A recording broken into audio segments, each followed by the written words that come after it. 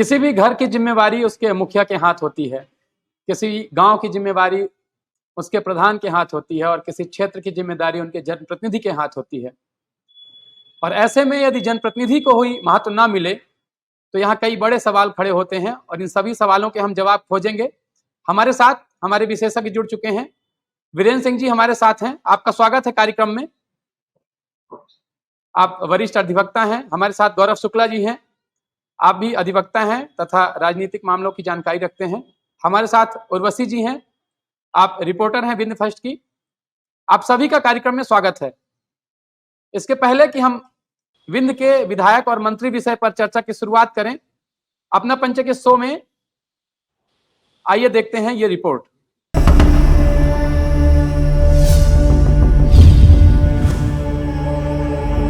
राजेंद्र शुक्ल को बधाई के संदेश मिलने बंद नहीं हो रहे। आखिरकार रीवा के विधायक फिर से मंत्री बने हैं। भले ही जब तक वह अपना कोई वायदा पूरा करेंगे आचार संहिता लग जाएगी। ये झुंझुना पकड़ाकर क्या साबित किया जा रहा है? क्या राजनीति में भी विंध्य पिछड़ा और सौतेला है? पिछले चुनाव में 30 विधानसभाओं में से 24 सत्तारूढ़ पार्टी की हैं, यानी 80% का शक्तिशाली प्रदर्शन। तो भारतीय जनता पार्टी को सबसे ज़्यादा विश्वास विंध्य क्षेत्र की जनता ने दिया। वहीं मालवा निमाड़ में 66 सीटों में से 29 पर बीजेपी है, यानी 43.9%। मध्य भारत में 36 सीटों में से 23 सीटें बीजेपी की हैं, यानी 63.8%। ग्वालियर चंबल इलाके में 34 सीटों में से 7 सीटें बीजेपी की हैं, यानी 20.5%। महाकौशल की 38 सीटों में से 13 सीटें बीजेपी की हैं, यानी 34.2%।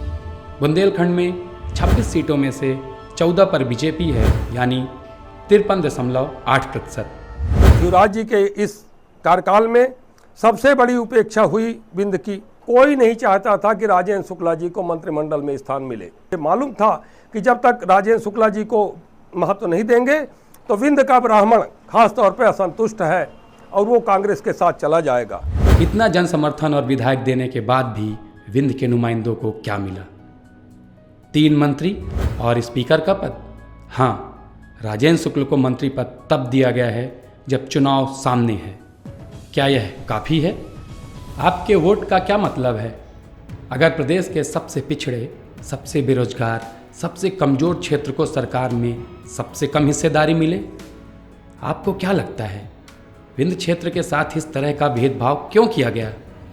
क्या आपका वोट मालवा या ग्वालियर में दिए जाने वाले वोट से कमतर है?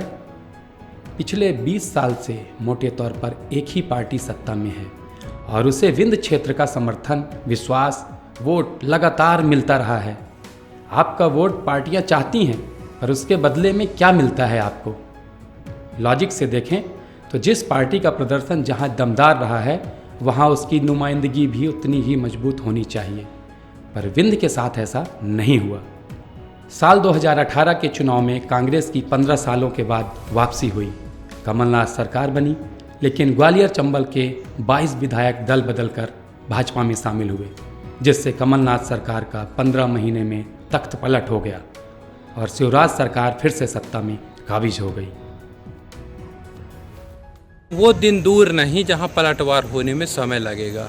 क्या जनता बेवकूफ़ है जो हम बीजेपी को वोट देकर और बीजेपी को सदस्य दे रहे हैं, उनका विधायक दे रहे हैं, और बीजेपी हमें मंत्री नहीं दे रही। मध्य प्रदेश विधानसभा चुनाव 2013 में दूसरी बार शिवराज सिंह सत्ता पर काबिज हुए।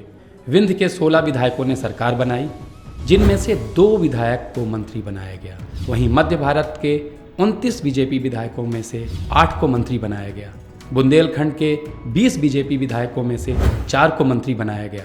ग्वालियर चंबल के 20 बीजेपी विधायकों में से 7 को मंत्री बनाया गया। महाकौशल के 24 बीजेपी विधायकों में से 5 को मंत्री बनाया गया। मालवा निमाड़ के 56 बीजेपी विधायकों में से 6 को मंत्री बनाया गया।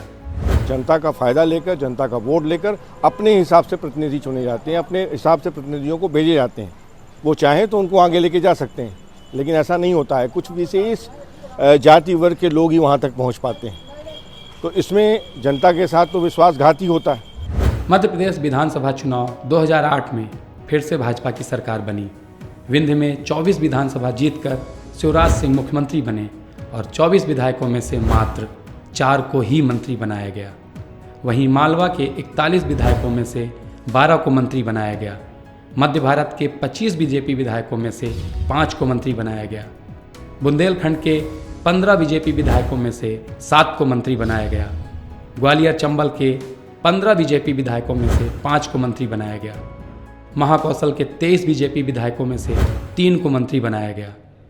बड़ी संख्या में यहाँ पे लोग चुने जाते हैं, लेकिन जागरूकता का अभाव और यहाँ के जो जनप्रतिनिधि रहते हैं उनको सरकार ये मानती है कि ये क्षेत्र तो मेरा है, यहाँ जनता हमें ऐसे ही वोट देगी और हम जिसे चाहेंगे उसे मंत्री बनाएंगे। देश की राजनीति और प्रदेश की राजनीति कहीं ना कहीं नज़र आती है और जिसके चलते यहाँ पे जो स्थान मिलना चाहिए विंध्य को वो हमेशा से उपेक्षित रहा है।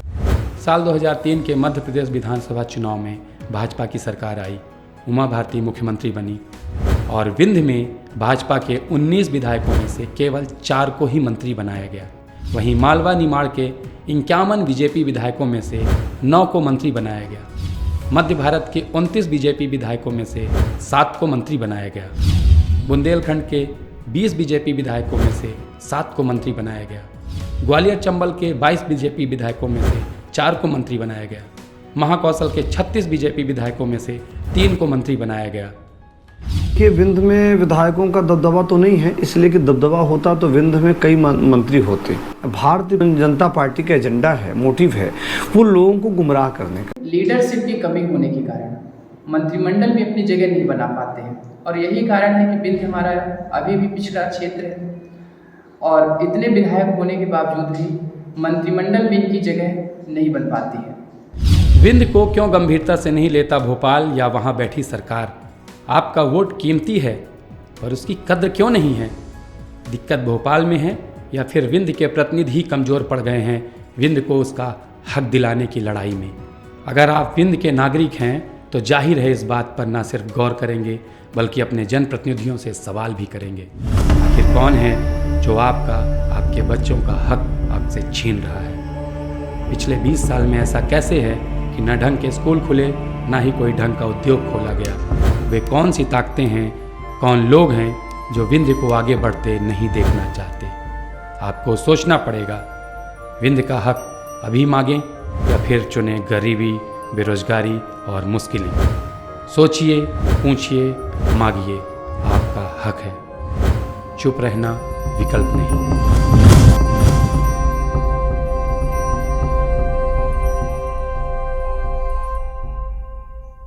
अभी हमने ये रिपोर्ट देखी। इस रिपोर्ट को देखने के बाद हम चर्चा की शुरुआत करते हैं। चलते हैं बीरेन सिंह जी के पास। इस रिपोर्ट को देखकर क्या कहना है आपका? अब हम तो इस रिपोर्ट के देखने के बाद यही कहना चाहेंगे कि हमारे प्रतिनिधि पूरी तरह से या तो उपेक्षित हैं या उनमें कोई दम नहीं है। जी, दम होता तो अपना हक छीन कर लिया जाता है, भीख मांगने से कुछ मिलता नहीं। और हम ये भी कहना चाहेंगे कि कोई नीति नहीं रह गई, सिद्धांत नहीं रह गया, कोई विचार नहीं रह गया। लोग बिकाऊ हैं तो बिकाऊ लोगों की कोई हैसियत नहीं होती है। उनको तो अगले चुनाव की टिकट के लाले पड़े रहते हैं कि शरणागत होकर के किस तरह से टिकट हासिल कर लें और जनता का वोट खरीद करके और फिर से निर्वाचित हो जाएं। सारा टाइम इसी में वो निकाल देते हैं। मांगने के लिए तो ना हमको यहाँ औद्योगिक क्षेत्र मांगना चाहिए, ना उद्योग मांगना चाहिए, ना नौकरी मांगनी चाहिए और ना ही रोजगार की बात करनी चाहिए। हमको तो सीधा सीधा मांगना चाहिए विंध्य प्रदेश जो 1956 में मुझसे छीन करके लिया गया है, उसे छीन करके हमें लेना चाहिए और तब सारी समस्याओं का समाधान हो जाएगा। क्योंकि हमारे विंध्य क्षेत्र का दोहन करके पूरा प्रदेश सरकार चलाया जाता है और विंध्य की उपेक्षा की जाती है। इससे ज्यादा शर्मनाक यहाँ के जनप्रतिनिधियों के लिए कोई बात हो नहीं सकती। जी, आपने जो बात रखी है वो निश्चित ही क्षेत्र की बात होगी, क्योंकि आप क्षेत्र में सक्रिय रहते हैं और क्षेत्र में देखते रहते हैं, लोगों से मुलाकात होती रहती है। उर्वशी जी के पास चलते हैं। उर्वशी मिश्रा जी, जिन्होंने रिपोर्ट तैयार की है और क्षेत्र में लोगों से उन्होंने बात की है, वो बताएंगी कि क्या कुछ कहना था लोगों का। जी, लोगों का यही कहना था, जब मैं क्षेत्र में गई, लोगों से मैंने बात की कि आप जनप्रतिनिधि चुनते हैं अपनी समस्याओं को सरकार तक पहुंचाने के लिए। आप उन्हें सरकार में पहुंचाते हैं, मंत्रिमंडल में पहुंचाते हैं, विधानसभा में पहुंचाते हैं। लेकिन आपके वोट की कीमत जो है वो क्षेत्रों के हिसाब से, जैसे कि बाकी क्षेत्र के जो वोटर हैं, बाकी क्षेत्र की जो जनता है, वो वोट करती है। और यहाँ की जनता भी वोट करती है, अपना जनप्रतिनिधि चुनती है, अपना विधायक चुनती है। लेकिन उन विधायकों को मंत्री पद की जब देने की बारी आती है तो भोपाल की ओर देखा जाता है। वहां से चाहे हमारे मुख्यमंत्री हो, चाहे केंद्र में हो, वो हमेशा, हमने रिपोर्ट जो तैयार की उसमें हमने 2003 से लेके और 2018 तक के विधानसभा चुनावों का एक रिपोर्ट तैयार की है अलग अलग क्षेत्रों से, जहां से कितने प्रतिशत में कहाँ मंत्री बनाए गए हैं और कहाँ सबसे ज्यादा भाजपा सरकार को सीटें मिली हैं। तो यही देखने को मिला कि विंध्य क्षेत्र की जो जनता है वो सबसे ज्यादा अपना विश्वास भाजपा सरकार को, भाजपा पार्टी को देती आई है। लेकिन जब मंत्री बनाने की बारी आती है तो वही मंत्री कहीं और क्षेत्र से बनते हैं। तो लोगों का यही कहना था कि हम वोट देते हैं अपने हक के लिए कि हमें चीजें मिले, लेकिन जब हमें मंत्री पद ही नहीं दिया जा रहा है, हमारे क्षेत्र को मंत्री नहीं मिल रहे हैं, तो जो हमारे कार्य हैं वो नहीं हो पाते हैं। तो इस तरह का उनका कहना है। और ये भी कहना है कि जब सदस्य हम दे रहे हैं, विधायक उन्हें हम दे रहे हैं, और वही जहाँ पे कांग्रेस पार्टी को भी विधायक मिलते हैं, कांग्रेस पार्टी को भी वोट मिलते हैं, वहाँ के मंत्री बनाए जाते हैं। तो ये लोगों का कहना है। वही लोगों का ये भी कहना था कि जो जातिगत समीकरण के आधार पर मंत्री बनाए जाते हैं, एक ये, और दूसरा कि उनका ये भी कहना था कि जो सरकार में बैठे लोग हैं वो ये मानकर चल रहे हैं कि विंध्य क्षेत्र की जो जनता है वो हमेशा से भाजपा को वोट करती आई है, अपना विश्वास देती आई है, तो ये हमेशा देती ही रहेगी। तो एक तरह से उनका कहना था कि इस क्षेत्र को आरक्षित मान लिया गया है कि यहाँ की जनता कभी बदल नहीं सकती है, यहाँ की जनता जो है वो उन्हीं की रह गई है। जी, उर्वशी जी, आपने जो ये बात बताई है क्षेत्र की, निश्चित ही वो कई सवाल छोड़ती है कि यदि क्षेत्र से सबसे ज्यादा समर्थन दिया जा रहा है किसी भी दल को, किसी भी पार्टी को, तो उस क्षेत्र को प्रतिनिधित्व क्यों नहीं दिया जा रहा है? गौरव जी। देखिए, शुरू से विंध्य ऐसा क्षेत्र रहा है, जैसे सिंह साहब ने बताया है कि हमसे 56 में छीना गया, तो उस वक्त तो हम थे नहीं, तो उस बारे में ज्यादा, लेकिन जब से होश संभाला है तब से यहाँ श्रीनिवास तिवारी जी और अर्जुन सिंह जी के बीच के युद्ध देख के आए हैं। भाजपा तो उस वक्त स्टैंड ही नहीं करती थी मध्य प्रदेश में। जब हमने होश संभाला है तब से सिर्फ और सिर्फ कांग्रेस का राज था, एक तरफा राज था। जब हमारी समझ में आया राजनीति क्या होती है, जैसे समझने लायक हुए हैं, तो कांग्रेस का ही राज था। और कांग्रेस में ही दो भाग थे, एक अर्जुन सिंह जी का था और एक आपका श्रीनिवास तिवारी जी का। तो हम तो भाजपा बाद में पता चला, हमें तो पहले कांग्रेस की लड़ाई में ही समझ में नहीं आता था कि ये ठाकुर और ब्राह्मणों की लड़ाई बना के रख दी इन्होंने। जी, हमें तो पता भी नहीं था कि लड़ाई किस चीज के लिए क्या है, पर ये था कि हाँ, ठाकुर अलग है, ब्राह्मण अलग है, तो इन्होंने पहले ही बांध के रखा हुआ था। फिर बीजेपी आई। बीजेपी में ऐसे नेता आए जिनका मतलब कोई बहुत ज्यादा बैकग्राउंड नहीं था, बहुत सारे तो कांग्रेस से ही आए, इधर उधर से आगे किसी तरह हाथ पैर जोड़ के टिकट मिला और तुक्के में जीत गए, क्या हुआ कैसे हुआ, लहर में जीत गए। तो अभी तक तो इनके यही नहीं समझ में आया कि विधायक का महत्व क्या होता है। जी, एक हमारे माननीय विधायक जी थे, जब उन्होंने विधायक का महत्व समझा तो सीधे मुख्यमंत्री से लड़ गए, फिर उन्हें पार्टी से निकाल दिया गया, दूसरी पार्टी में गए, फिर पार्टी में आए। तो रीवा की क्षेत्र की जनता और रीवा के लोगों को हमेशा मैनेजमेंट किया गया, हमेशा इनको बोलते हैं ना, एक पुरस्कार होता है, तीसरे के बाद संतावना देते हैं, तो इसी तरह शांत रहा पुरस्कार टाइप। तो अब इन्होंने गिरीश गौतम जी को, की विंध्य से आवाज उठी तो उन्होंने कहा कि अब क्या करना है, कहीं मैनेज करना है, तो एक ऐसा पद दे, तो गिरीश गौतम जी को विधानसभा अध्यक्ष बना दिया। तो हमेशा से विंध्य प्रदेश को ये था कि विंध्य तो अलग ही राजनीति चलती है, बाकी जगह संभालो, विंध्य तो हमेशा मैनेज हुआ है और होता रहेगा। जी, यहाँ के लोगों का कोई ऐसा स्टैंड नहीं है कि नहीं हमें चाहिए ही चाहिए। हमने आज तक कोई ऐसा आंदोलन नहीं किया। अब आज की डेट में ना तो कांग्रेस, ना बीजेपी, ना आम आदमी पार्टी, कोई राजनीतिक पार्टी रही नहीं गई है, ऐसा मेरा व्यक्तिगत मानना है। ये सारी की सारी मैनेजमेंट कंपनियां बन गई हैं। इनके जो मैनेजर बैठे हुए हैं, जो ऑर्गेनाइजर बैठे हुए हैं कि कौन सा ऑर्गेनाइजेशन, कौन सा प्रोग्राम कहाँ करना है।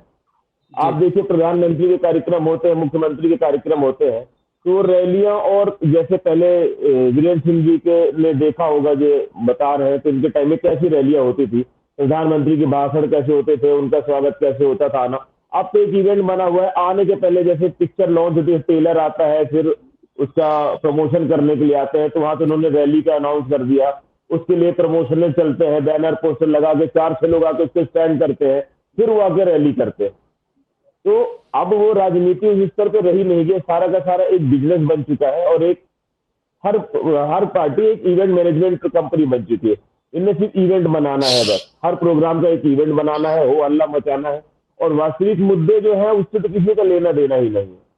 अब जैसा दादा ने कहा कि विंध्य प्रदेश सबसे ज्यादा मध्य प्रदेश के अंदर जा कुछ भी है, कोयला ले लीजिए आप, सीमेंट ले लीजिए आप, सारा विंध्य में। गौरव जी मैं थोड़ा सा आपको रोकना चाहूंगा, आपका फ्रेम जो है वो सही नहीं है, आप फ्रेम में आ जाइए, फिर अपनी बात रखिए। जी जी गौरव जी, आप ठीक है, रखें बात। अब कारण ये है कि जो भी विधायक बनता है सिर्फ पैसे के लिए, उनने यहाँ विधायक बने हैं और वहां से एक शेयर वहां पहुंचाते हैं, उसका कमीशन वो ले रहे हैं, जनता से कोई लेना देना ही नहीं है। रही बात बेरोजगारी की, सबसे ज्यादा सीमेंट प्लांट विंध्य में है, जो ये विंध्याचल क्षेत्र है, कोयले की खदानें हैं, जितना कुछ भी विंध्य मध्य प्रदेश में नेचुरल रिसोर्सेज है वो सारा का सारा विंध्य में है। अभी ये गुड़ की तरफ सोलर प्लांट लगा हुआ है, और अभी ये हीरा और उसकी खदानें और ये ज्वेलरी, मतलब गोल्ड और वगैरह सारा कुछ यहाँ मिला है। उस हिसाब से विंध्य का विकास देख लीजिए। हम आज तक एक ट्रेन हमें मिली है बम्बई, रीवा से दिल्ली, रीवा से भोपाल, आज तक ये सीधी सिंगरौली रेल नहीं पहुंचा पाए, पूरी तरीके से उपेक्षित कर रखा है। कारण यही है कि हर जगह सबको अपना कमीशन चाहिए, राजनीति चाहिए, और इनकी हरकतें ऐसी हैं कि एक बार चुनाव जीतने के बाद उन्हें खुद को नहीं पता कि मैं दोबारा चुनाव जीतना तो दूर, मुझे टिकट मिलेगा कि नहीं। तो जनता की भलाई और जनता के से तो कोई मतलब ही नहीं है। सिर्फ एक इवेंट बना रखा है, एक जैसे हीरो आएगा हमारा, मोदी जी आएंगे, शिवराज जी आएंगे, राहुल गांधी आएंगे, अरविंद केजरीवाल आएंगे, वो आके अपना शो करेंगे, जिसका ज्यादा हिट शो होगा उसकी तरफ वोट चले जाएंगे। तो इनको अपने ऊपर विश्वास ही नहीं है कि अपने दम पे हम प्रचार करें या अपने दम पे हम वो करें। आप जैसे उर्वशी जी ने क्षेत्र में बोला कि हमने क्षेत्र में लोगों से बात की, चर्चा करी, तो ये बताएं कोई ऐसा जनप्रतिनिधि है रीवा में, पूरे विंध्य में ऐसा एक भी जनप्रतिनिधि मिला हो जो ये बोलता हो कि नहीं मुझे मोदी की जरूरत नहीं है, मुझे शिवराज की जरूरत नहीं, मैं अपने दम पे अपने समर्थकों के पास जाके, अपने वोटरों के पास जाके वोट ले सकता हूँ, निर्दलीय लड़ सकता हूँ। यहाँ तक कि माननीय राजेंद्र शुक्ला पिछले 4 पंचवर्षीय से है शायद ना, कि 5 जी 4 बार 4 के बाद उनके अंदर इतना आत्मविश्वास नहीं है कि वो बोले कि मैं निर्दलीय लड़के क्षेत्र से जीत के दिखा सकता हूँ। 4 साल का जीता हुआ विधायक की ये स्थिति है, तो आप सोच सकते हैं दिल्ली के लोग क्या कर सकते हैं। जब विधायक को खुद को ही कंफर्मेशन नहीं तो क्या अपने हक के लिए लड़ेंगे। वो टिकट के लिए लड़ ले, मंत्री पद के लिए तो बात की बात है, विकास क्षेत्र का विकास तो बाद में करेंगे वो। जी गौरव जी, आपने कई बातें यहाँ पे रखी हैं, जिसमें कुछ उत्तर हैं, कुछ प्रश्न भी हैं। निश्चित ही आपने जैसा कहा कि एक छोटी सी और माफी चाहूंगा, आप बहुत बड़ी बात है, क्षेत्र के जीते हुए सांसद 2-2 साल, मतलब 2-2 पंचवर्षीय से वो सांसद हैं, उनको विधायकी लड़नी पड़ रही है, इससे ज्यादा दुर्गति क्या हो सकती है। और रेगुलर बैठे हुए सीधी विधायक जी, उनको टिकट काट दिया गया उनका, तो आप सोचिए उनको विधायकी के टिकट के लाले लगे हुए, मंत्री पद कहां से मांगेंगे वो। जी सर, अखंड जी। गौरव जी, आपने कई सवाल छोड़ दिए हैं, उन सवालों के जवाब भी हम अपने इस चर्चा में निश्चित ही खोजेंगे। जैसा आपने कहा कि एक वक्त रहा है, वो किसी भी पार्टी का रहा हो, समर्थन मिलता रहा, लोग इस क्षेत्र के जिसको समर्थन देते हैं वो पर्याप्त देते हैं, वो कोई भी पार्टी हो। लेकिन लोगों को क्या मिल रहा है, और यदि हम पिछले 20 सालों को देखें तो लगातार एक ही पार्टी सत्ता में है, कुछ 18 महीने यदि हम छोड़ दें तो उस बीच में भी विंध्य से इतना जन समर्थन मिलने के बाद भी विंध्य का महत्व नहीं मिल रहा है, विंध्य का हक नहीं मिल रहा है। और जैसा भी बात आई है संसाधनों की, प्रकृति की ओर से, प्रकृति की देन की जो है, उसमें विंध्य कहीं कम नहीं है। यदि हम सिंगरौली की बात करें, सीधी की बात करें, शहडोल, अनूपपुर, उमरिया की बात करें, हम किसी भी जिले की बात करें, हमारे सारे जिले प्रकृति की देन से संपन्न हैं। लेकिन जब मौका आता है कि विंध्य को उस संसाधन के बदले कुछ मिले, तो वो नहीं मिल पाता है। और वो कैसे मिलेगा, जब हमारे जनप्रतिनिधि अपने लिए मंत्रालय ही नहीं मांग पा रहे हैं, मंत्रालय में स्थान ही नहीं बना पा रहे हैं, अपनी आवाज को बुलंद नहीं कर पा रहे हैं, तो बाकी चीजें कैसे मिलेंगी? कई सवाल है। हम बीरेन्द्र सिंह जी के पास चलेंगे।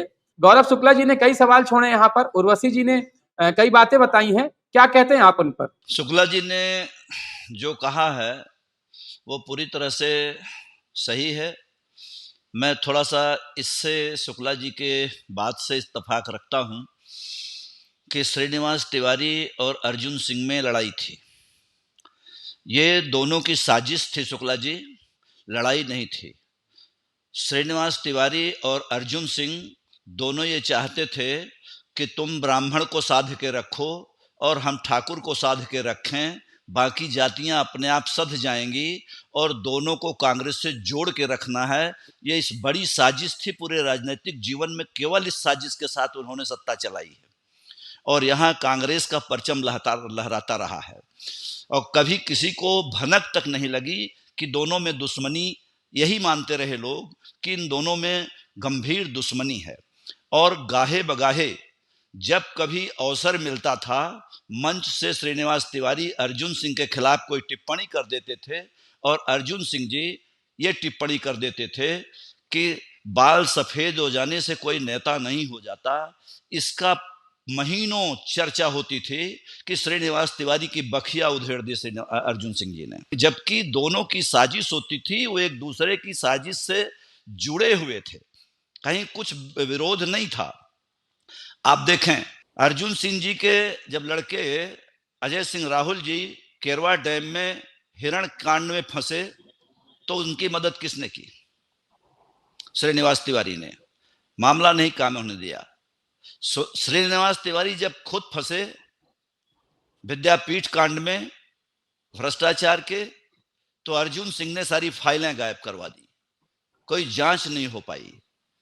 अर्जुन सिंह जब चौराहट लॉटरी कांड में फंसे तो श्रीनिवास तिवारी ने सारी की सारी फाइल उठा करके और एक भारतीय जनता पार्टी के तत्कालीन बड़े नेता को दे दिया, जो कभी हाई कोर्ट में बड़े सरकार के ओहदेदार थे, सरकार के पक्षधर थे। वो सारा का सारा मामला सब खत्म हो गया। तो ये कहां से दुश्मनी थी इनमें? श्रीनिवास तिवारी 50 लोगों की सूची बना करके नौकरी के लिए लेके जाते थे और अर्जुन सिंह जी बिना उसको पढ़े उस पर हस्ताक्षर कर देते थे। इस तरह की कोई दुश्मनी होती है शुक्ला जी? तो मैं ये कहूंगा कि इन दोनों ने अपनी साजिश के साथ पूरे बिंद क्षेत्र को बांध के रखा कांग्रेस के साथ। तो अब जहां तक मामला काम का है, बिंद के विकास का है, तो हम राजनेताओं को दोषी मानते हैं क्योंकि हम अपना प्रतिनिधि चुनते हैं, पर दोष राजनेताओं का जहां है वहां इस क्षेत्र की जनता का भी है। ये हमको याद है, हम लोग उसमें शामिल हुआ करते थे। जब यहाँ कोई मंत्री रीवा की धरती पर कदम रखता था तो आने से पहले वो सोचता था कि हमको क्या फेस करना पड़ेगा, और जब रीवा की धरती पर आता था तो यूं ही लौट के नहीं जाता था, उसे कुछ न कुछ परेशानियां होती थी। तब इस क्षेत्र की सुनवाई होती थी, चाहे वो जमुना प्रसाद शास्त्री के नेतृत्व में, जगदीश चंद्र जोशी के नेतृत्व में, तमाम हमारे जो समाजवादी नेता थे, इनके साथ जनता संघर्ष करती थी, सड़कों पर कदम ताल करती थी, तब सुनवाई होती थी। आज वो समय खत्म हो चुका है। उसके पीछे कई कारण हैं। मैं शुक्ला जी आपसे कहना चाहूंगा, आप याद करें आज जो स्थिति है उसके लिए न्यायालय भी बहुत जिम्मेदार है। न्यायालयों ने यह कह दिया कि अगर कोई चक्का जाम करेगा, रास्ता रोकेगा, तो उसको जेल भेज दिया जाएगा और निश्चित रूप से सजा होगी उसको। और न्यायालयों का रुख इस कदर बदल गया कि अगर राजनेता अगर सड़क में किसी अन्याय के विरोध में खड़ा हो जाए, चक्का जाम कर दे, तो मामला पहले 151 का अधिक से अधिक कायम होता था, आज 332, 353, पता नहीं कौन कौन से मामले, देशद्रोह के तमाम मामले जोड़ करके मामला बना दिया जाता है। और न्यायालय इस ताक में बैठी रहती हैं कि इनका मौका आए और तत्काल कैसे जल्दी जल्दी गवाही खत्म करके और इनको जेल के सिक्चों में ठूस दिया जाए। तो आम जनता की लड़ाई के लिए जो जन आंदोलन हुआ करते थे, इस वजह से भी बहुत कम हो गए हैं और जनता तो उसकी इच्छा शक्ति ही मर गई है। अब तो वो पूरी तरह से बिकाऊ हो गया है। राजनेता पूरे 5 साल तक उसकी छाती में मूंग दले और वोट मांगने जाए तो दारू, रुपया, मुर्गा बांट दे, सारी बुराइयां उसकी खत्म हो जाती हैं। मैं तो ये कहना चाहूंगा कि राजनेताओं को दोष देने से पहले हम अपने गिरेबान में भी झांक कर देखें कि हम अपने स्वार्थों के लिए राजनेताओं के चरणों में लौट जाते हैं, लड़ते नहीं उनसे, लौट जाते हैं। और जबकि चाहिए ये कि राजनेता अगर जनता का काम करने लायक नहीं है या नहीं कर रहा है, तब उसे गुलाब की माला नहीं, किस चीज की माला चाहिए, ये जनता को सोचना पड़ेगा। और काम करने वाला नेता है तो चाहे वो भले ही उतना अच्छा काम न कर पाया हो, जन संघर्षों के लिए काम कर रहा है, जनता के लिए लड़ रहा है, तो उसे निश्चित रूप से गुलाब की माला मिलनी ही चाहिए। जब तक ये परंपराएं नहीं पैदा होंगी, आम जनता में ये भावनाएं नहीं पैदा होंगी, तब तक राजनेताओं का दिमाग 7वें आसमान पर चढ़ा रहेगा, चाहे वो सांसद हो, चाहे विधायक हो, चाहे मंत्री हो और चाहे प्रधानमंत्री हो। माननीय शिवराज सिंह जी क्यों काम करें विद्य क्षेत्र के लिए? राजेंद्र शुक्ला हो या गिरीश गौतम हो, क्यों काम करें? जहां सांसद जनार्दन मिश्रा हो, क्यों काम करें विंध्य क्षेत्र के लिए? जब बिना काम के वोट मिलता है तो काम क्यों करें? लाली पाप बांट करके वोट मिलता है। मैं ये आपसे कहना चाहता हूं शुक्ला जी कि ये लाडली बहना योजना क्या है? ये घूस नहीं है वोट के लिए तो क्या है? 1000 रुपए में किसी का कोई भला हो जाएगा क्या? 1000 रुपए मत दो, तुम तेल की कीमत घटा दो, पेट्रोल की कीमत घटा दो, महंगाई में कोई कमी ला दो, तो ये एक आम लोगों की भलाई हो जाएगी। लाडली बहना, अरे भाई तुमने 21 साल से और 32 साल तक की, 30 साल तक की महिलाओं को लाडली बहना कह दिया और बाकी बहनें कहां चली जाएं? मतदाता वो भी हैं। हमने एक बार लिखा था भाजपा के खिलाफ, इसी सवाल पर हमने लिखा था, तो लोगों ने कमेंट किया कि वृद्धा पेंशन उनको मिलती है। हमने कहा वृद्धा पेंशन 60 साल के मिलती है, लेकिन इस देश में एक सर्वे करा लिया जाए, जितने गरीबी रेखा में लोग हैं वो सर्वाधिक बड़े लोग हैं जिनको किसी कीमत पात्रता नहीं है गरीबी रेखा में रहने की, वही तमाम सारे लोग गरीबी रेखा में हैं। वास्तविक लोग गरीबी रेखा में नहीं हैं, तो योजनाओं का लाभ किसको मिलेगा? गरीब को मिलेगा? कभी नहीं मिलेगा। और गरीब भी है, जो मैंने आपसे निवेदन किया, बिकाऊ हो गए हैं मतदाता, इस वजह से उनकी कोई खोज खबर नहीं देता। 5 साल बाद एक नेता का मैं नाम नहीं लूंगा, उन्होंने मुझसे कहा था, खुद कहा था, हमने कहा कि आप ये बताइए मैनेज कैसे करते हैं चुनाव में, कहीं आप जाते नहीं, कुछ करते नहीं।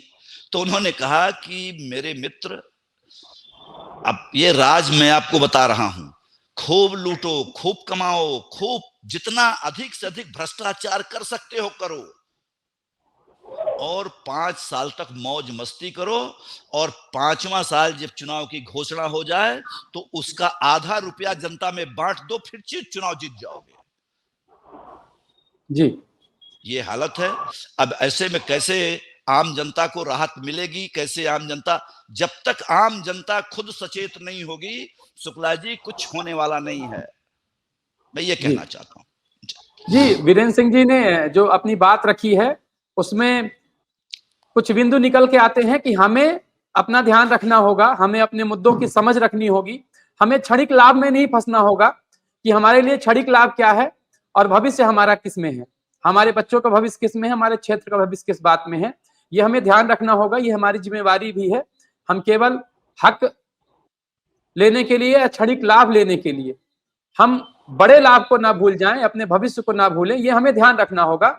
और जैसी बात हुई अभी कि आपकी आवाज कैसे बुलंद होगी, आप अपनी आवाज बुलंद कर सकते हैं हमारे साथ, हमारे चैनल के साथ आपके क्षेत्र के जो मुद्दे हैं उन्हें आप कमेंट बॉक्स में लिख के हमें भेजें।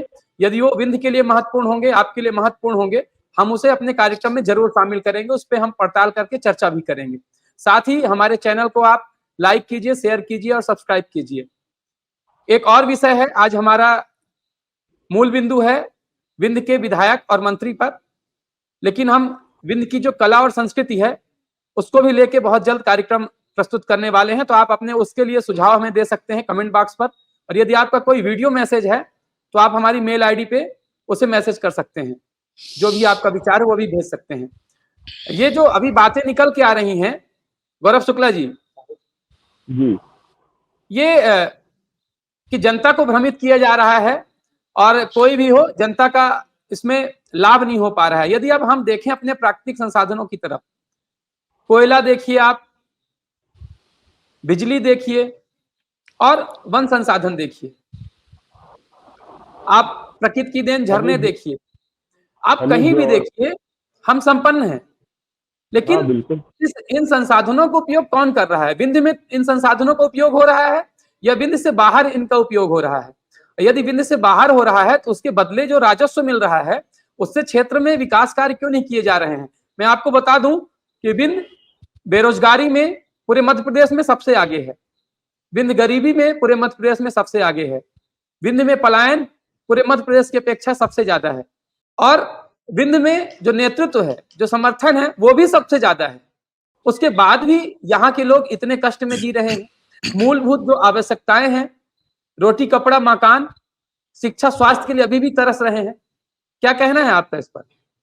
देखिए, भ्रष्टाचार एक जगह से नहीं होता है, और जिस हिसाब से दिल्ली के जो हालात हैं, जैसा दादा ने कहा कि आप, मेरा सवाल है, जो जनता देख रही है, जो आज के युवा है, वो अपना सर बचाने के लिए हेलमेट नहीं पहनते हैं, वो 50 रुपए बचाने के लिए हेलमेट पहनते हैं। उनके जीवन में उनके सर से ज्यादा 50 रुपए का महत्व है।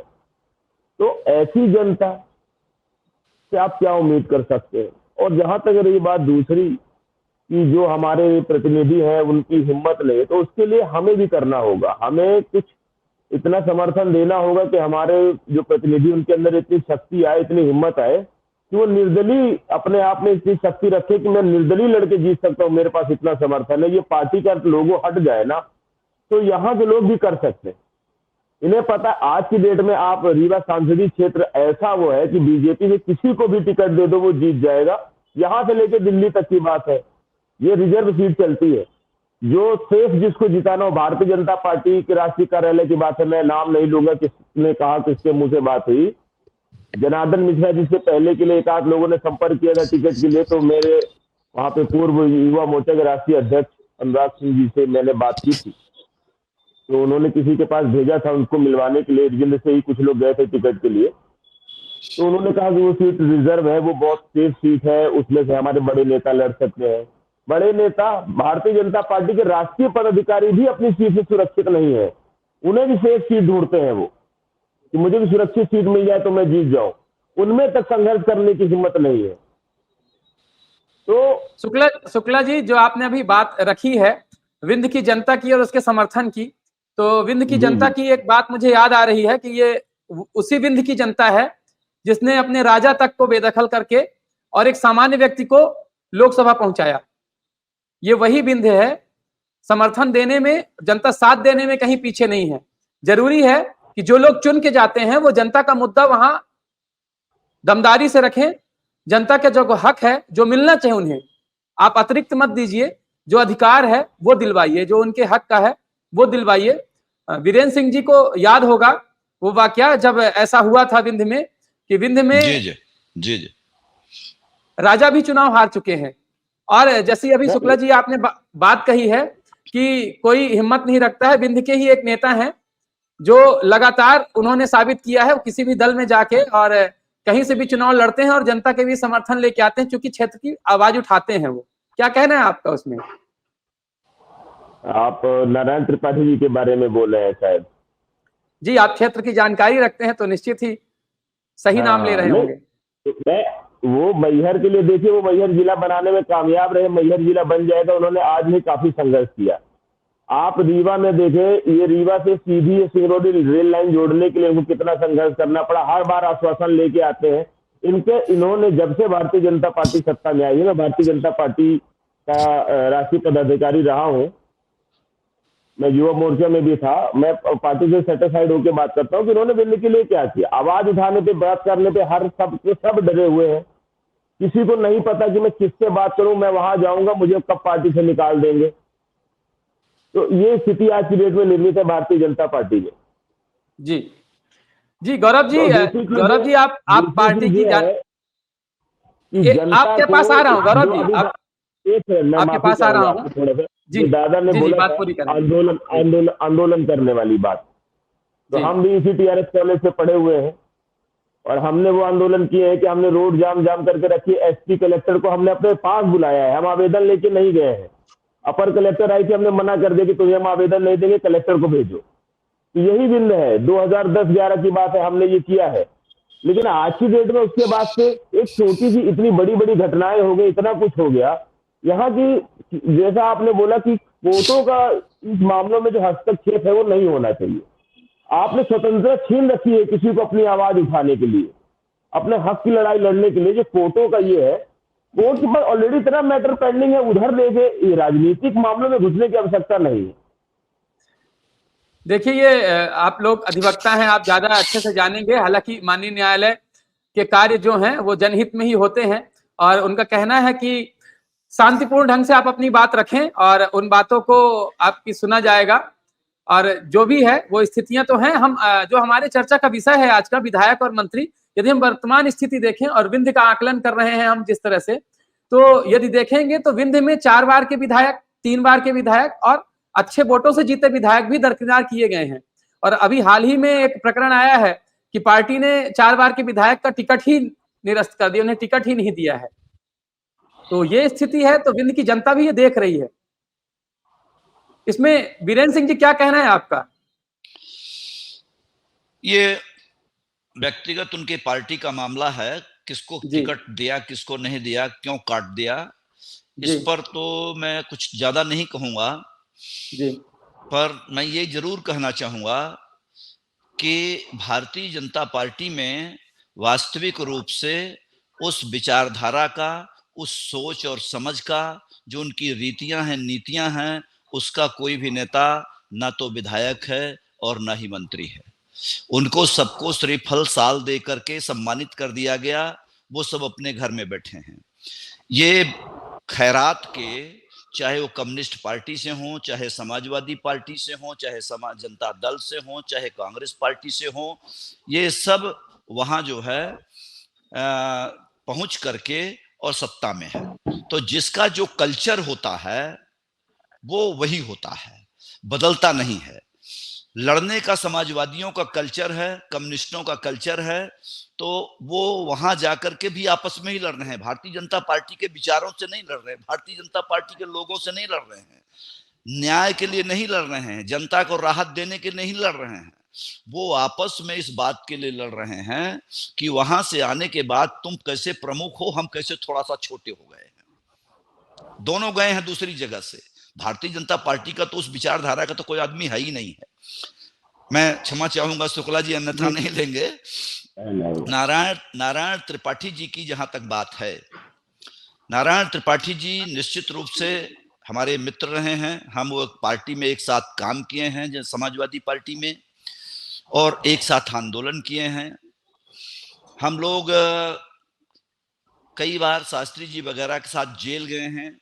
तो जब कोई कारण होता था, आंदोलन प्रदर्शन होता था, तब पहले से, महीनों पहले से ये तय हो जाता था कि किस स्तर की लड़ाई अपने को लड़नी है, और जनता को जब तक राहत नहीं मिल जाए तब तक इस लड़ाई को छोड़ना नहीं है।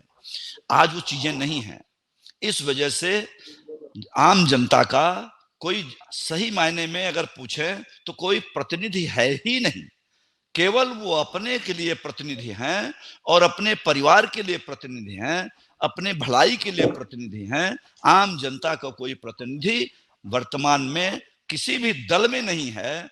अपराधियों का एक जमावड़ा है, जो कानून बनाता है सदन में जाकर के, विधानसभा में जाकर के, लोकसभा में जाकर के, अगर इस तरह के लोग सदन में जाएंगे तो कानून भी अपने मन का ही बनाएंगे, जिसमें चोरी चमारी के बाद वो बच सकें, पतली गली उनको मिल जाए निकलने के लिए।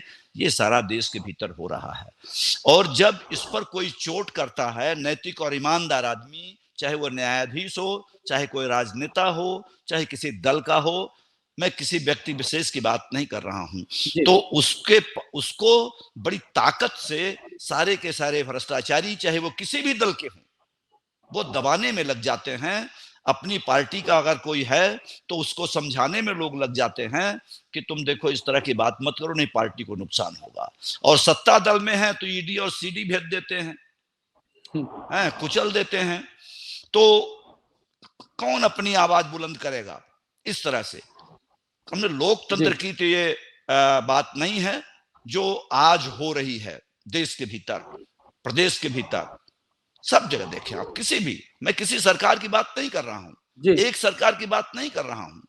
जहां जिसकी सरकार है वहां केवल आम जनता के हितों को बलाए ताक रख करके लूटने, खसोटने, खाने की बात हो रही है और उसी के लिए काम हो रहा है। मैं आपको बताऊं, मैं तो कल जब सुना तो स्तब्ध रह गया।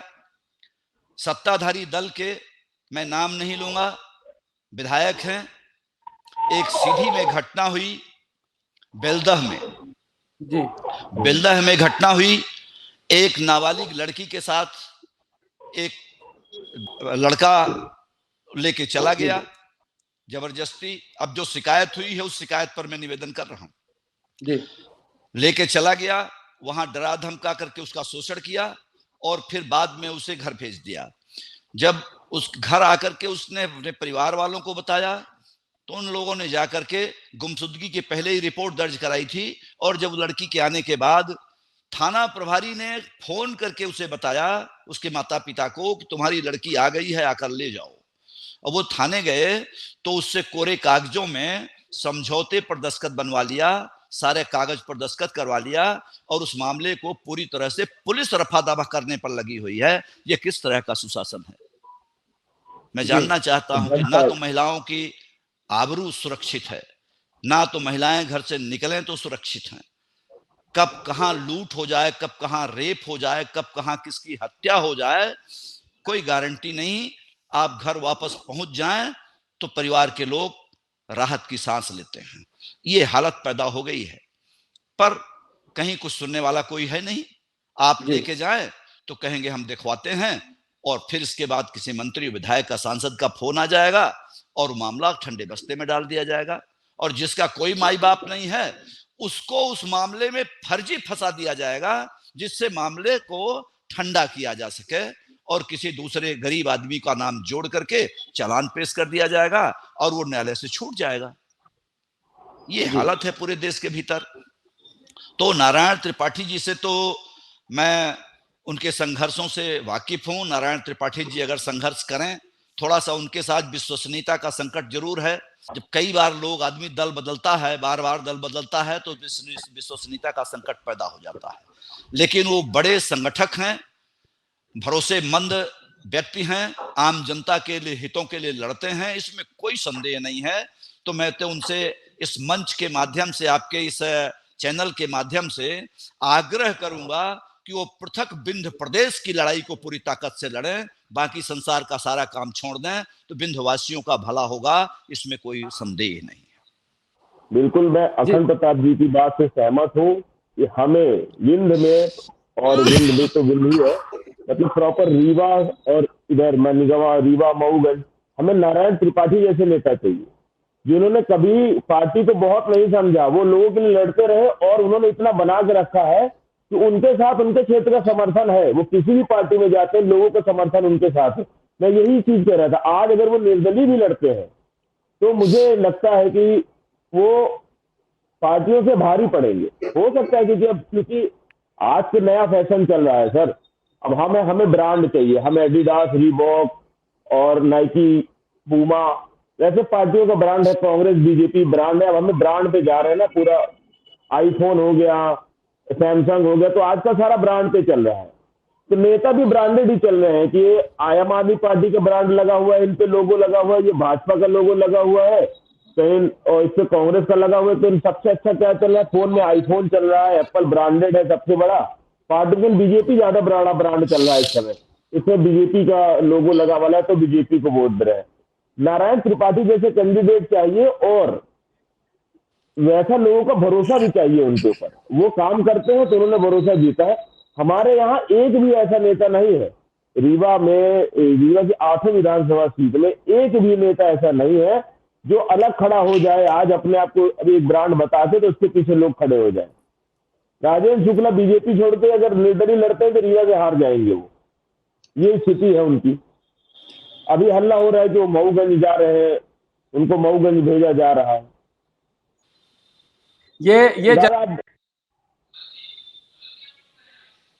जी अखन जी कुछ कह रहे थे आप?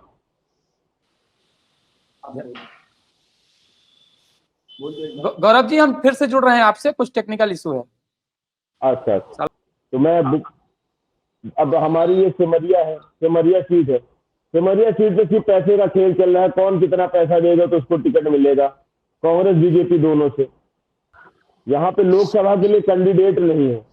हमारी दिल्ली की भी तो दुर्गति है सिंह साहब, आप बताइए आज लोकसभा के लिए हमारे पास कैंडिडेट है जो अपने दम पे खड़ा हो जाए? हाँ, किसी दल में नहीं है, बिल्कुल सही है। विधानसभा में हमारे पास गिने चुने नाम है।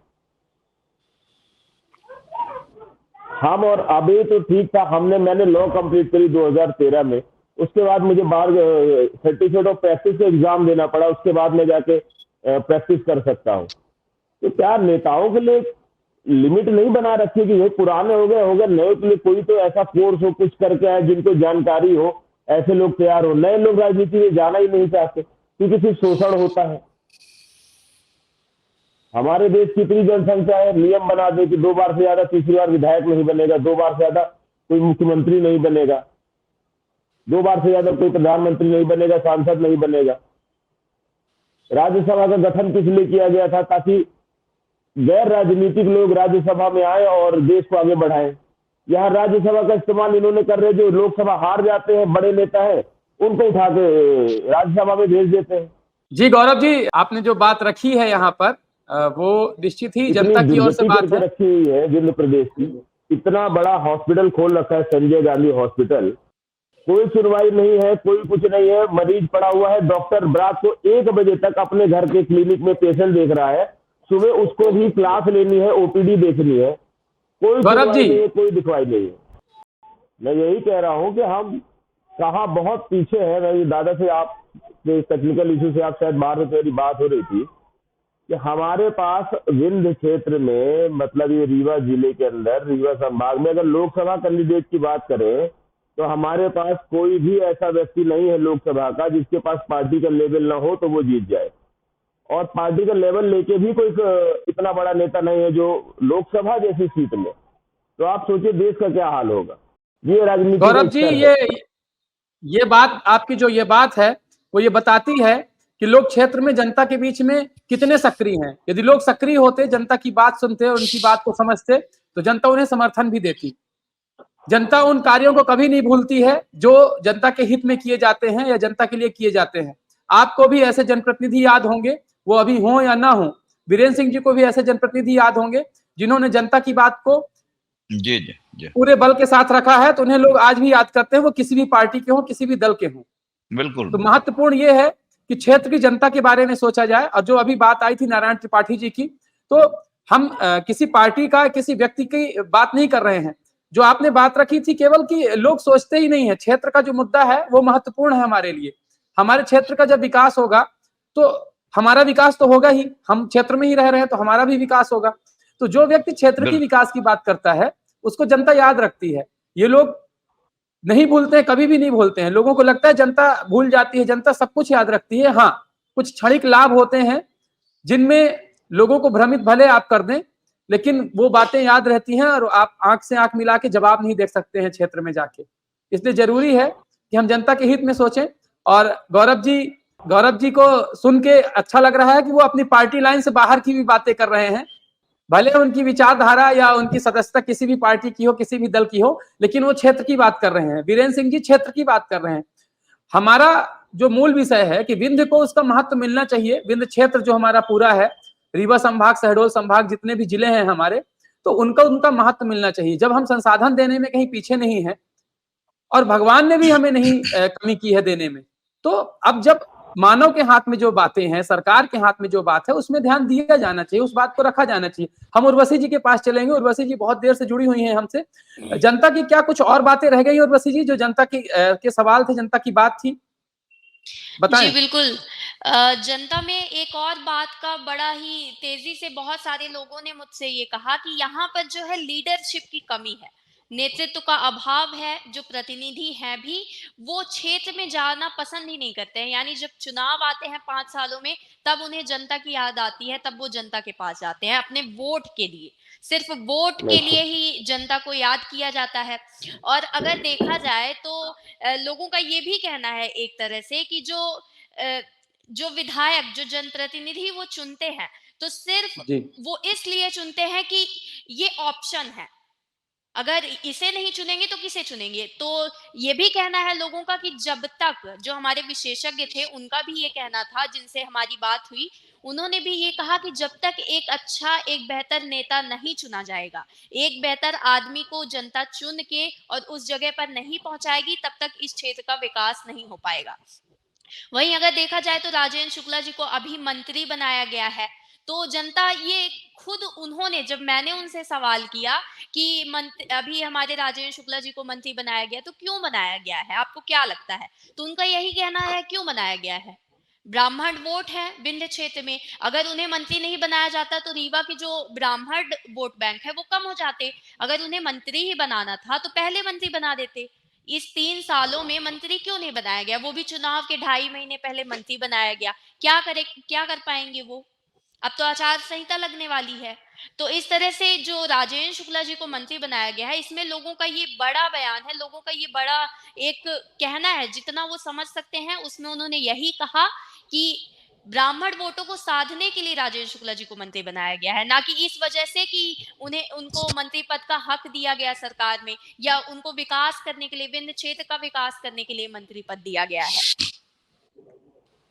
उर्वशी जी, जबकि कुछ उनके भाषण की जो जानकारी मिली थी मंत्री जी के, तो वो तो कह रहे थे कि मैं विधायक होते हुए भी किसी कार्य में कमी नहीं रखा था और अब मंत्री हो गया हूं तो और तेज गति से और तीव्र गति से विकास का कार्य होगा। लेकिन जनता, जैसा आप कह रही है, वो सब जान रही है, सब समझ रही है, सब कुछ देख भी रही है कि क्यों, क्या, कैसे किया जा रहा है। और जो जनता, जी उर्वशी जी, जनता का एक ये भी कहना था, कुछ लोग मुझे ऐसे भी मिले जिनमें से ये कहना था कि यहाँ पर समदड़िया बनवा देने से या बड़ी बड़ी बिल्डिंग बनवा देने से जनता का कुछ भला नहीं हो रहा है। अगर एक तरह से देखा भी जाए तो उनका ये कहना है, जो व्यापार करना चाहते हैं, तो वो अगर ये चाहें कि वो दुकानें खरीद कर बिजनेस कर सके, तो क्या उनका कहना है, क्या हमारी इतनी हैसियत है, हमारे पास क्या इतना है कि हम समदड़िया की बिल्डिंग खरीद सके, समदड़िया में दुकानें खरीद सके। उनका ये कहना है। फ्लाईओवर बनवा दिया जा रहा है। कुछ लोगों का ये भी कहना है कि रीवा की सारी जमीनें ही बेच दी राजेंद्र शुक्ला जी ने। तो एक तरह से देखा जाए तो लोगों के अंदर जो जागरूकता है, कुछ लोग ऐसे मिले जो ये जवाब दे रहे हैं और सवाल भी कर रहे हैं कि क्या विकास हुआ है। अगर बिल्डिंगें बन गई हैं, समदड़िया बन गया, फ्लाईओवर बन गया, तो इसमें लोगों को क्या मिला। फ्लाईओवर के नीचे लोगों का ये भी कहना है कि अगर फ्लाईओवर बना है तो उसके नीचे बैठकर भीख मांग रहे हैं लोग। तो एक तरह से कुछ लोग ऐसे भी मिले जिन्होंने विकास कार्य बताया, लेकिन उनके पास भी इस सवाल का जवाब नहीं था कि अगर गरीब तबके के लोग व्यापार करना चाहें, जनता अगर व्यापार करना चाहे तो वो कैसे करेगी। उन्हें आप दुकानें तो नहीं दे रहे हैं छोटी मोटी, और अगर वो करना चाहे तो क्या समदड़िया की दुकानें वो खरीद सकते हैं। तो इस तरह से उनका ये भी कहना था कि ये सब कुछ व्यापारियों के लिए है, प्राइवेट कंपनी के लिए है, ना कि जनता के लिए है ये विकास। जी शुक्ला जी, मैं आपके पास आ रहा हूं। एक बात है जो कि उर्वशी जी को जनता ने जो भी बताया, जनता को हम अपने चैनल के माध्यम से बताना चाहेंगे कि जो विकास कार्य हुए हैं हम उनका पूरा समर्थन करते हैं, और निश्चित ही जो भी कार्य हो रहा है, कहीं भी हो रहा है, हम एक निश्चित विधानसभा में सीमित नहीं होंगे, हम पूरे विंध्य की बात करते हैं। तो जिस विधानसभा में कहीं भी कार्य हो रहा है हम उसकी तारीफ करते हैं, लेकिन उस तरह का कार्य अन्य विधानसभाओं में क्यों नहीं हो रहा है, हमारे पूरे विंध्य क्षेत्र में क्यों नहीं हो रहा है। हमारे पूरे विंध्य का विकास क्यों नहीं हो रहा है? मूल मुद्दा ये है कि हमारे विंध्य को प्रतिनिधित्व क्यों नहीं मिल रहा है। आज का जो हमारा मूल विषय है कि हमारे विंध्य को प्रतिनिधित्व क्यों नहीं मिल रहा है। और शुक्ला जी आएंगे आपके पास, हम बस आ रहे हैं आपके पास। और यदि हम बात करें, कुछ और बातें हैं कि विंध्य में ना सीनियरिटी की कमी है विधायकों की। अगर आप जीत के नंबर देखेंगे कि कितने बार जीते हैं, तो 4 बार के लोग भी हैं, 3 बार के लोग भी हैं, और जाति वर्ग भी यदि आप देखेंगे तो एसटी वर्ग से भी लोग हैं, ब्राह्मण से भी हैं, अन्य वर्गों से भी हैं, एससी वर्ग से भी हैं। तो मामला इसका नहीं है कि कहीं विंध्य में कमी है, क्योंकि विंध्य लगातार समर्थन दे रहा है जिस पार्टी को, और वहां महत्व नहीं मिल रहा है। तो मूल बात यह है कि पहले तो हमें आप जो हमारे जनप्रतिनिधि हैं जो अपने लिए अधिकार मांगेंगे, तब हमारे क्षेत्र के लिए मांग पाएंगे। और जो विकास कार्य है वो हर विधानसभा में पूरे विंध्य में होना चाहिए। हम कई बार अपनी चर्चा में रीवा में आके केंद्रित हो जाते हैं, लेकिन रीवा के बाहर भी विंध्य है, शहडोल है, उमरिया है, अनूपपुर है, सिंगरौली है। हमारे जितने भी जिले हैं उन हर जिलों में विकास कार्य होने चाहिए, क्योंकि वो कहीं भी संसाधन देने में कमतर नहीं है। जी शुक्ला जी, बात रखें आप अपनी। देखिए, हम जो उर्वशी जी ने बोला कि सब फ्लाईओवर के नीचे भीख मांगते, ये सब बात करने का मुद्दा नहीं है। मुद्दा यही है कि हमको नेता ऐसे चाहिए नारायण त्रिपाठी जैसे। नारायण त्रिपाठी जी की छवि जो भी हो, चाहे जैसी भी हो, पार्टियों के लिए दल बदलू कह लो, चाहे आप कुछ भी कह लो, लेकिन वो एक ऐसे नेता है जो अकेले दम पे निर्दलीय लड़ने की भी क्षमता रखते हैं और जीतने की क्षमता रखते हैं। हमें विंध्य में उनके जैसे नेता चाहिए जो पार्टी से लड़ के हक ले। आप जहां तक रही विकास की, तो देखिए, मैं रोड से ट्रेवल करता हूं बहुत ज्यादा, तो पहले यहाँ से इलाहाबाद पहुंचने में 6 से 8 घंटे लग जाते। चर्चा का विषय नहीं है, फिर भी जहां तक विकास की बात है, आज 1.5 से 2 घंटे में इलाहाबाद पहुंच जाते हैं। यहाँ तक कि नितिन गडकरी जी ने हाथ जोड़ के बोला था कि मैं माफी मांगता हूं, मैं सीधी सिंगरौली रोड नहीं बनवा पाया। वो रोड उन्हें याद है, और काफी उनकी याददाश्त इतनी तेज है, मुझे पता नहीं कितने साल पहले मिले थे, उसके बाद उन्हें याद है, उन्हें रीवा सिंगरौली रोड भी याद है। हाथ जोड़ के बोला कि ये रोड मेरे में कलंक है, इस रोड को मैं बनवा के रहूंगा। 3 बार उस रोड के टेंडर हो चुके, 3 बार कैंसिल हो गए। तो देखिए, बिल्डिंग से भी फर्क पड़ता है। जहां तक ये बात रोजगार की, तो रोजगार के लिए आप उद्योग विभाग में एक बार जाएं, बहुत सारी योजनाएं हैं जिन्हें काम करना है, उनके लिए बहुत सारी योजनाएं। कृषि से रिलेटेड इतनी सारी योजनाएं हैं, 80% तक की सब्सिडी की योजनाएं हैं। मुर्गी पालन में है, अंडा पालन में है, बकरी पालन में है, गाय पालन में है, खेती में है। तो जिसे करना है, जिसे काम करना है, इसके लिए भारतीय जनता पार्टी के लिए इस चीज के लिए मैं सराहना करता हूं, और मैं इसके साथ खड़ा हूं कि रोजगार की कोई कमी नहीं है। जो करना चाहता है, एक बार उद्योग विभाग चला जाए, एक बार इसमें जंगल विभाग के ऑफिस में चला जाए, खेती वाले में चले जाए। बहुत सारी योजनाएं हैं जानकारी लेने को, और आपके पास मोबाइल है, यूट्यूब है, थोड़ा सा खोल के सर्च करिए, 1 घंटे में आपको रोजगार की तो भरमार जगह मिलेगी। जरूरी नहीं है कि आप शिल्पी प्लाजा में ही शोरूम खोल के बैठे, आप कहीं पे गोमती खोल के भी काम कर सकते हैं। अगर आपकी हैसियत है, काम करने की इच्छा है, मेहनत करने की आपके अंदर इच्छा है, तो आप गोमती खोल के भी कमा सकते हैं। गुजरात में कांग्रेस पार्टी के कुछ लोगों ने मोदी जी के विरोध में पकौड़े की दुकान खोली थी। आज की डेट में वो हिंदुस्तान का सबसे बड़ा पकौड़ा वाला बन गया है, उसका टर्नओवर करोड़ों में है। तो काम जिसको करना, उसके लिए बहुत सारा काम है। भीख मांगना भी आसान काम नहीं है। बंबई में अरबपति है भिखारी, वो उनका बिजनेस है, करते आना चाहिए। तो हमारी चर्चा नारायण त्रिपाठी और राजेंद्र शुक्ला तक सीमित रखनी चाहिए, क्योंकि हम बात करने जाएंगे तो हिंदुस्तान बहुत बड़ा है और बहुत सारी चीजें हैं बात करने के लिए। जी शुक्ला जी, जैसा आपने कहा कि हम विंध्य की बात कर रहे हैं, विंध्य के मुद्दों पे चर्चा कर रहे हैं, हम विंध्य में रहेंगे। हमारी कोशिश है कि विंध्य का सर्वांगीण विकास हो। हम वीरेंद्र सिंह जी के पास चलेंगे कार्यक्रम में, यदि जो उनकी बात है वो तो वो रखेंगे, और साथ में क्या सुझाव हो सकते हैं कि कैसे जनता का जो रुख है, या कैसे जनता को प्रतिनिधित्व मिलेगा सही ढंग से, और हमारे जो जनप्रतिनिधि हैं उनको कैसे ताकत मिलेगी। जी वीरेंद्र सिंह।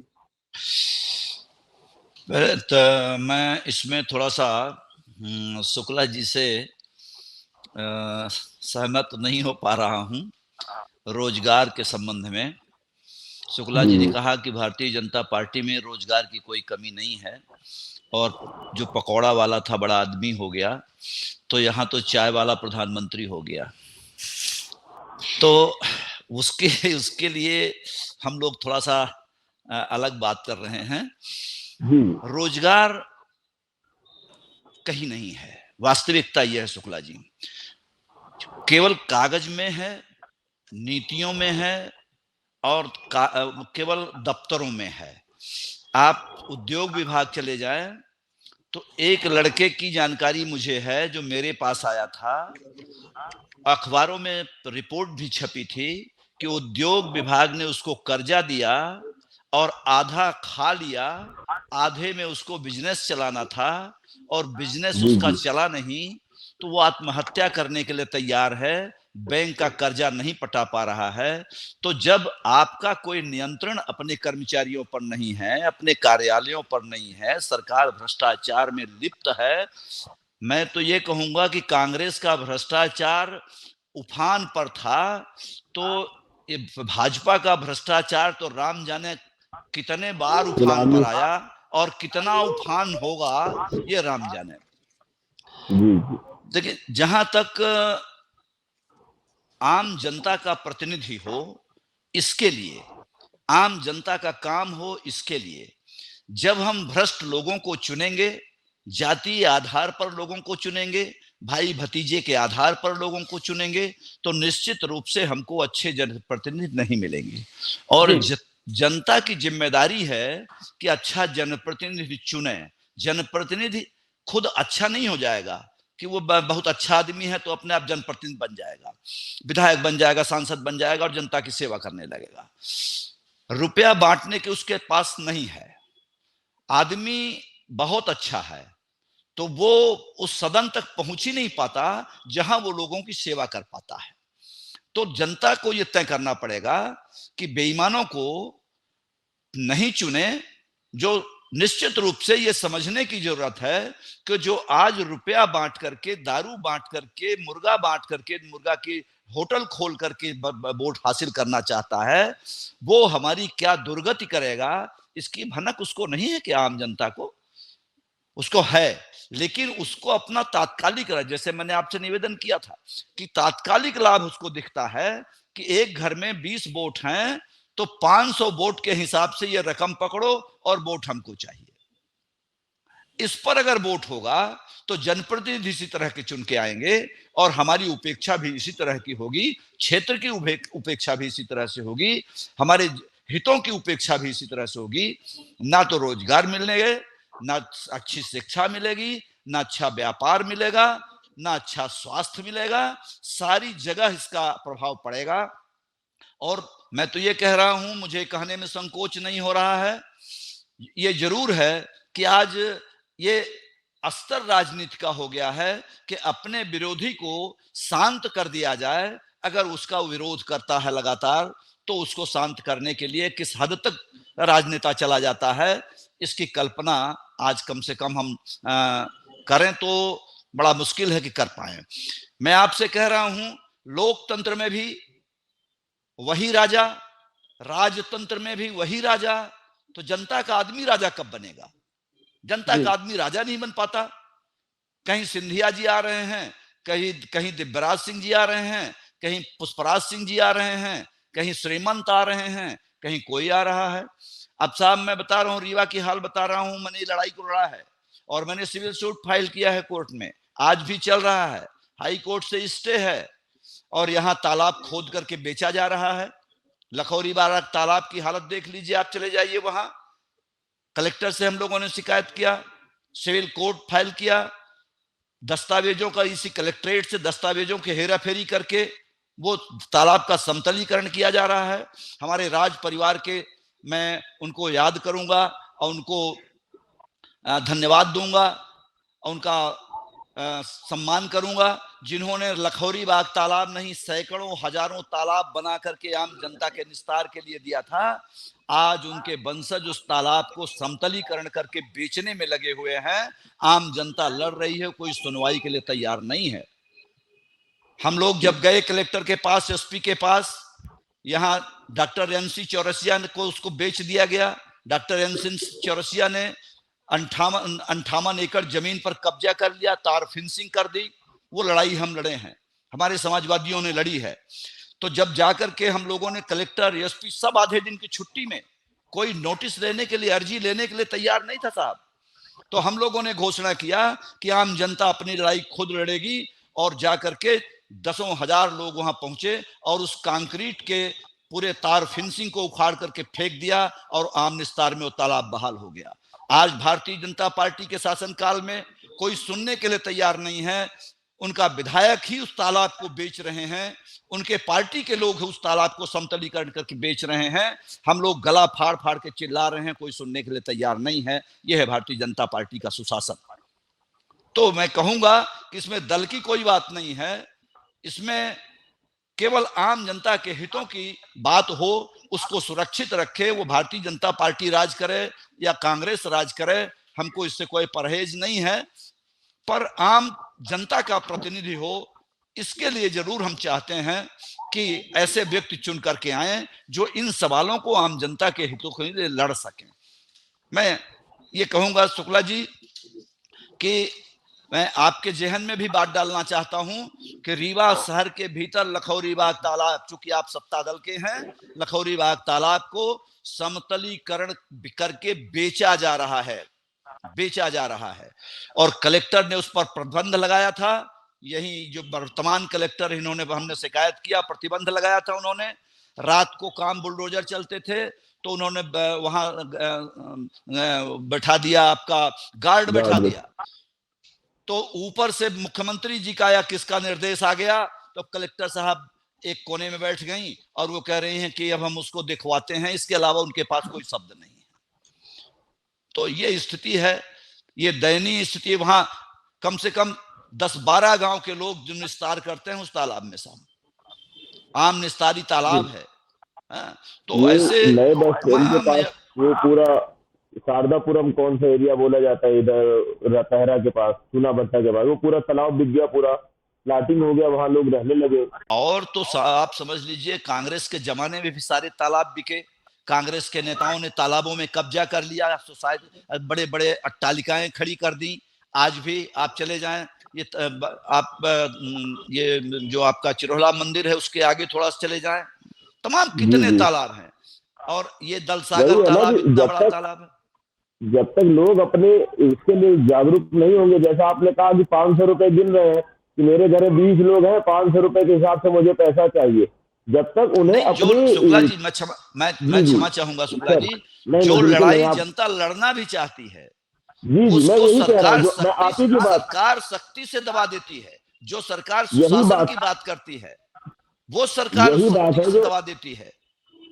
जी जैसे आपने कहा कि 10,000 लोग गए वहां जाके गिराया, तो यही सबसे बड़ी कमी हमारी है कि हम जनता जागरूक होकर भी, आप व्हाट्सएप फेसबुक में देखिए जनता का क्रोध।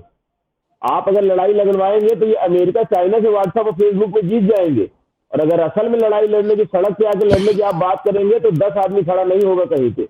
सबसे बड़ी दुर्गति ये है, और इसी का लाभ हमारे जनप्रतिनिधि उठाते हैं। सरकार जब तक नैतिक नहीं होगी तब तक जनता लड़ाई नहीं लड़ सकती, उसको कुचल दिया जाता है। मैं खुद बैठा हूं आपके सामने, पता कर लें, पोंगल्ला चलो का बड़ा नारा मध्य प्रदेश में गूंजा था, पूरे प्रदेश में, और भूमि हड़पो आंदोलन हमने चलाया था ये विधानसभा निर्वाचन क्षेत्र सिरमौर में। 14 साल ट्रायल हमने फेस किया है। हम लोगों की गिरफ्तारी हो गई थी, यहाँ कलेक्टर से मिलने आए थे, रीवा में गिरफ्तारी हो गई थी हम लोगों की। कौशल सिंह वगैरह तमाम सब जो समाजवादी नेता थे, हम लोग सब लोग सो लड़ रहे थे। कलेक्टर ने बुलाया चर्चा करने के लिए, हम लोगों को जेल में डाल दिया, और फिर वहां लाठी और गोली चली, और हमारे खिलाफ FIR हुई थी कि वीरेंद्र सिंह ने भीड़ से पुलिस के ऊपर कट्टे से फायर किया। यह रिकॉर्ड में है। और हमने 14 साल ट्रायल फेस किया है, 14 साल ट्रायल फेस किया है, जबकि हमारी गिरफ्तारी थी, हम जेल में थे। और कोर्टों का हाल देख लें कि डिस्चार्ज नहीं किया कोर्ट ने, ये कहा कि प्रेमा फेसी आपके खिलाफ मामला है तो आप ट्रायल फेस कीजिए, दोष मुक्त हो जाएंगे। तो ये हालत है। सरकारें जब उदार नहीं होती, सरकारों की नीतियां जब खराब होती हैं, सरकार डिक्टेटर हो जाती है, तो फिर जनता को कुचलने का काम करती है। तो जनप्रतिनिधि अब उस तरह के नहीं हैं कि 19 महीने में इमरजेंसी में जेल में रहने वाले हमारे समाजवादी साथी लोग हैं। भाजपा के लोग तो माफी मांग करके बाहर आ गए थे, लेकिन समाजवादी 19 महीने जेल की सीखचों में सड़ाए गए हैं कांग्रेस के रिजीम में। तो कांग्रेस कोई दूध की धुली नहीं है, हम ये नहीं कह रहे हैं, पर भाजपा कांग्रेस में हमको कोई बड़ा अंतर भी नहीं दिखता। हमको तो कांग्रेस से कई गुना भाजपा खराब दिख रही है। हम लोगों ने जिस कल्पना के साथ हम लोगों ने भाजपा को अपने कंधे पर बिठा करके दिल्ली की कुर्सी नसीब करा दी, उस भाजपा ने हमारे कंधे को तोड़ दिया है। जी बीरेन्द्र सिंह जी, जो आपने बात रखी है यहाँ पर, वो आपके अनुभव और आपके द्वारा देखी गई बातें हैं। और हमारे कार्यक्रम का आज का विषय रहा है विधायक मंत्री। तो निश्चित ही जनता कार्यक्रम देख रही है कि क्षेत्र के विधायक, विभिन्न क्षेत्र के विधायकों को कितना मंत्रिमंडल में प्रतिनिधित्व मिला है, कितना स्थान मिला है, वो देख ही रहे हैं। तो जनता अपने सूझ समझ और बौद्धिक क्षमता के हिसाब से निश्चित ही निर्णय भी लेगी। और जरूरत है कि हम संगठित रहें, हम संगठित होकर आवाज उठाएं। जहां हमारा अवसर हो कार्य करने का, हमारा कर्तव्य निभाने का, हम कर्तव्य निभाएं। जहां हमारे हक की बात हो, हम संगठित होकर अपनी आवाज उठाएं, क्योंकि चुप रहना विकल्प नहीं है। हमें बोलना होगा, हमें कहना होगा, तभी हमारे अधिकार मिलेंगे। और हमें संगठित रहना होगा, सकारात्मक ढंग से हमें क्षेत्र के विकास के लिए, विंध्य के विकास के लिए बात करनी होगी। तभी विंध्य का समुचित विकास हो पाएगा, विंध्य को प्रतिनिधित्व मिल पाएगा। ये बात हमें मन में लेकर चलनी होगी। जो दर्शक हमारे कार्यक्रम देख रहे हैं वो चैनल को लाइक करें, सब्सक्राइब करें और शेयर भी करें। साथ ही आपके जो क्षेत्र के मुद्दे हैं वो हमारे कमेंट बॉक्स में आप जरूर लिखें।